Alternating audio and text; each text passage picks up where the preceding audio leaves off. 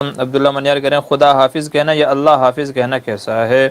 جی کہنے کی گنجائش تو ہے، خدا حافظ یا اللہ حافظ کہنے کی گنجائش تو ہے، چونکہ اللہ حافظ کا مطلب یہ ہوتا ہے کہ اللہ آپ کی حفاظت کرے۔ ظاہر ہے کہ جب دو بندے ملتے ہیں اور ان کے جانے کا وقت ہوتا ہے تو پھر اس وقت یہ الفاظ کہے جاتے ہیں اللہ حافظ، مطلب یہ ہے کہ آپ اللہ کی حفاظت میں ہوں۔ اسی کو دوسرے الفاظ میں یا یوں کہہ لیں کہ سعودی لوگ، چونکہ وہ تو خدا حافظ اللہ حافظ نہیں جانتے، تو وہ کیا کہتے ہیں فی امان اللہ، اللہ کی امان میں ہوں، وہ لوگ کیا کہتے ہیں فی امان اللہ۔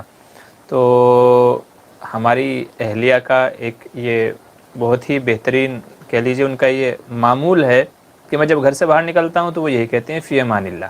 کہ آپ باہر جا رہے ہیں اللہ کے امان میں۔ اگر میں 10 بار باہر نکلوں گا تو وہ 10 بار یہی بولتی ہیں فی امان اللہ۔ اور یہ ہونا بھی چاہیے، گھروں کا مزاج یہ ہونا چاہیے